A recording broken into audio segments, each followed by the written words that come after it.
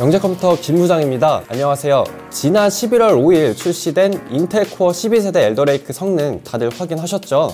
정말 놀랍도록 강력해진 성능으로 저뿐만 아니라 전 지구적으로 수많은 PC 하드웨어 팬들을 만족시키는데 부족함 없는 성능이었다는 생각입니다.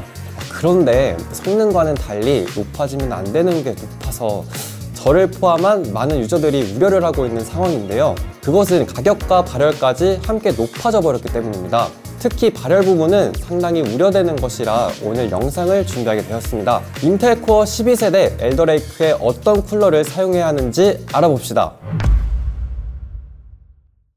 오늘은 국민 쿨러로 불리는 서머랩의 트리니티 화이트 LED 7.0, 최근 공랭식 쿨러의 가성비 황태자로 등극한 딥쿨 AK620, 공랭식 쿨러의 영원한 1대장 녹투아 NH-D15, 수냉 쿨러 끝판왕 NGXT 크라켄 X73, 국민 가성비 수냉 쿨러 에너맥스 리큐맥스 3 ARGB 360까지 5종의 기존 쿨러들과 개념있게 최신 쿨러인데도 LGA 1700 브라켓까지 준비한 빅콰이엇 사일런트 루프2 360과 서멀테이크 터프 리퀴드 울트라 360 등 총 7가지 종류의 CPU 쿨러들을 사용하여 인텔 코어 12세대 엘더레이크에 어떤 쿨러를 사용해야 하는지, 사용하면 안 되는 쿨러는 어떤 제품인지, 어떤 제품이 성능이 가장 좋은지까지 알아보도록 하겠습니다.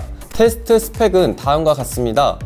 CPU는 이번 코어 12세대 중 가장 성능이 좋고 발열이 높은 인텔 코어 i9 12세대 12900K, 메인보드는 에이수스 ROG 막시무스 Z690 에이펙스, 램은 올로아이 DDR5 4800CL40 블레이드 RGB 미러 패키지를 조합하여 벤치 테이블에서 오픈 케이스 테스트를 진행하였습니다. 테스트는 아이들시 그리고 시네벤치 R23과 리얼벤치를 10분 동안 가동시켜 CPU 부하를 준 뒤 PWM과 풀 RPMC의 평균 온도와 최고 온도를 각각 측정해 보았습니다. 먼저 아이들시입니다. 시스템을 5분간 동작시킨 후 측정을 했는데요. 테스트 결과를 볼까요? 그 전에 PWM을 궁금해하시는 분들이 계실 것 같아서 짧게 설명을 드리자면, PWM은 Pulse Width Modulation의 약자로 펄스폭 변조, 즉 일정한 주기 안에서 전압을 조절하여 평균 전압을 재하는 것을 말하는데, 쉽게 말씀드리자면 메인보드에서 팬에 인가되는 전압을 조정하는 방식으로 팬의 회전 속도를 제어하는 것을 말합니다. 즉 온도에 따라 팬 속도가 자동으로 제어되는 방식이죠. PWMC 결과는 X73 27도, 트리니티 30도, AK620 31도, 울트라 360 33도, 리큐맥스 3 360 33도, NHD15 34도, 루프2 360 35도입니다. 이번에는 풀 RPMC의 결과입니다. 리큐맥스 3 360 그리고 트리니티는 25도, X73 26도, AK620 30도, 울트라 360 31도, NHD15 33도, 루프2 360 34도로 측정되어 PWMC나 풀 RPMC 모두 안정적인 온도값을 보여주었는데요. 특히 트리니티와 X73의 성능이 인상적이네요. 하지만 역시 아이들시이기 때문에 의미를 부여할 필요는 전혀 없고요. 진정한 테스트는 지금부터라 할 수 있으니 지금부터는 주목해주세요. 먼저 시네벤치 R23 테스트 시입니다. CPU의 성능을 알아보는 벤치 프로그램이기도 하지만 테스트 시 CPU가 100%로 동작하기 때문에 CPU 최대 부하 시 발생하는 높은 발열을 측정할 수 있고, 이를 제어하기 위해 어떤 쿨링 솔루션을 사용해야 하는지, 어떤 쿨러가 강력한지 알아볼 수 있습니다. PWM 적용 시 평균 온도입니다. X73 75도, 루프2 360 83도, 울트라 360 87도, 리큐맥스 3 360 92도, AK620 97도, NHD15 그리고 트리니티 모두 99도로 측정되었습니다. PWM 적용 시 최고 온도는 X73 78도, 루프2 360 86도, 울트라 360 92도, 리큐맥스 3 360 96도, AK620, NHD15, 트리니티 모두 99도로 측정되었으며, 이에 NGXT의 크라켄 X73이 가장 강력한 쿨링을 지원하는 것을 확인하였고요. 공랭식 쿨러들은 100도를 넘기는 경우가 다반사라 인텔 코어 i9 12900K를 사용하기에 적합하지 않게 보입니다. 물론 일반적인 사용 환경에서 이런 가혹한 부하가 걸리는 일은 없겠지만, 고성능 CPU에 왜 수냉 쿨러를 사용해야 하는지 간단한 테스트로도 알 수 있는 결과값이라 할 수 있죠. 자, 그럼 이번에는 PWM이 아닌 풀 RPM 환경에서의 시네벤치 R23 테스트 결과값을 보시죠. 풀 RPMC의 평균 온도입니다. X73 72도, 루프2 360 81도, 울트라 360 82도, 리큐맥스3 360 89도, AK620 95도, NHD 15, 그리고 트리니티 모두 99도로 PWMC보다는 더 좋은 결과값을 보여주었지만 쿨러 간 성능 순위는 지난 테스트와 똑같은 걸 알 수 있습니다. 풀 RPMC의 최고 온도도 볼까요? X73 79도, 루프2 360 84도, 울트라 360 86도, 리큐맥스3 360 93도, AK620 99도, NHD 15, 그리고 트리니티 모두 101도로 역시 시네벤치 R23 모든 테스트에서 NZXT 크라켄 X73이 최고의 수냉 쿨러다운 강력한 성능을 보여주었습니다. 인텔 코어 i9 12900K를 사용하려면 적어도 일체형 수냉 쿨러를 써라. 그리고 공랭식은 사용하지 않는 게 좋다.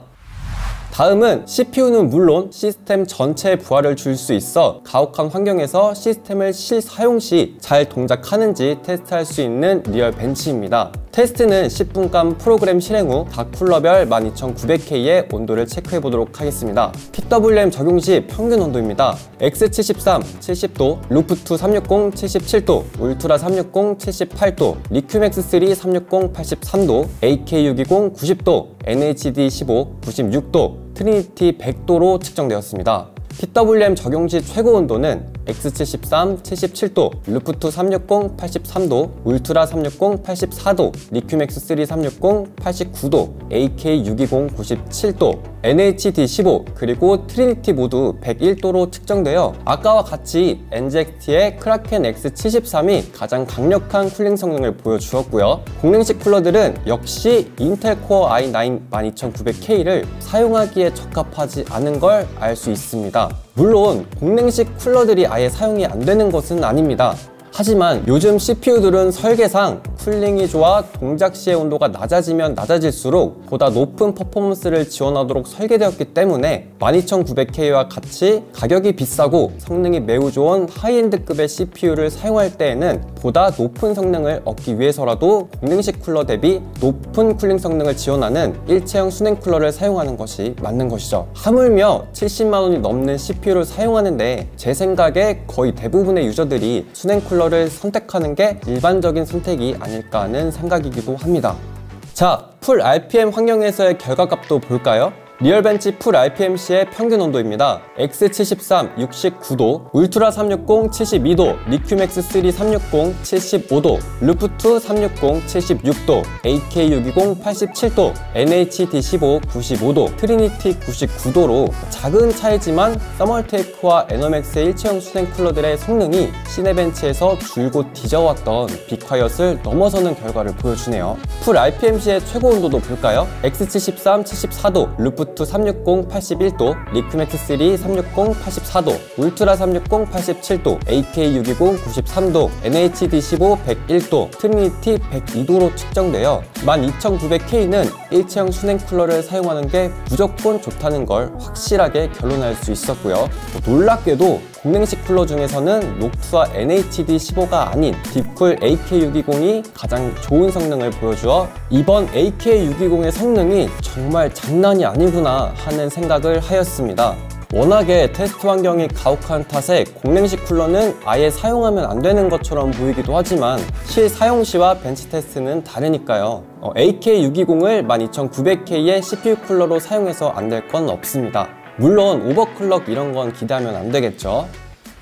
어떻게 테스트 잘 보셨나요? 오늘 테스트한 CPU 쿨러는 서머랩의 트리니티 화이트 LED 7.0, 딥쿨 AK620, 녹투와 NHD 15 등 3종의 공랭식 쿨러와 NZXT 크라켄 X73, 에너맥스 리큐맥스3 ARGB 360, 빅화이어 사일런트 루프2 360, 서멀테이크 터프 리퀴드 울트라 360 등 4가지의 일체형 수냉 쿨러로 총 7가지의 CPU 쿨러들을 테스트하여 인텔 코어 i9 12900K에 사용하면 좋은 제품을 알아보았는데요. 쿨러 선정에 대해 말씀을 더 드리자면 LGA1700 소켓에 대응하는 전용 브라켓이 지원되는 제품들 위주로 선정을 하였습니다. 아직 1700 브라켓이 없는 제품들이 많아요. 아주 공평한 테스트였다는 걸 강조드리고요. 종합적으로 NGXT 크라켄 X73이 순행 쿨러 1대장답게 가장 강력한 성능을 보여주었으며 에너맥스 리큐맥스3 ARGB 360은 가격이 124,130원으로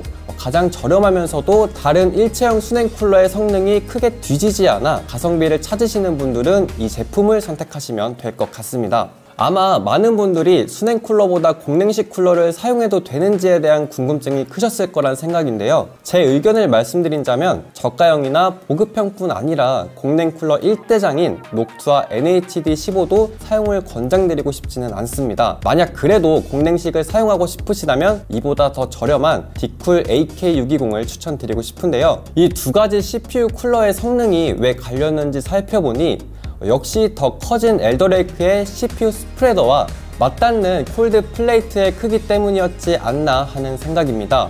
놀랍게도 디쿨 AK620이 녹투와 NHD15보다 콜드 플레이트가 미세하게 더 컸거든요. 엘더레이크 출시에 맞춰 저희 영재 컴퓨터가 엠바고 리뷰를 하며 말씀드린 대로 브라켓보다는 콜드 플레이트를 키워 전용 CPU 쿨러가 나왔으면 하는 생각입니다. 12900K는 순행 쿨러가 정답이라는 의견을 남기며 오늘 영상 마치도록 하겠습니다. 오늘 테스트를 진행한 쿨러 이외에 저희가 추천드리는 순행 쿨러 목록을 상세 정보에 기입해 놓겠습니다. 참고해 주시고요. 영상 봐주신 모든 분들에게 감사드리며 항상 신의 은총이 가득하시길 빌겠습니다. 감사합니다.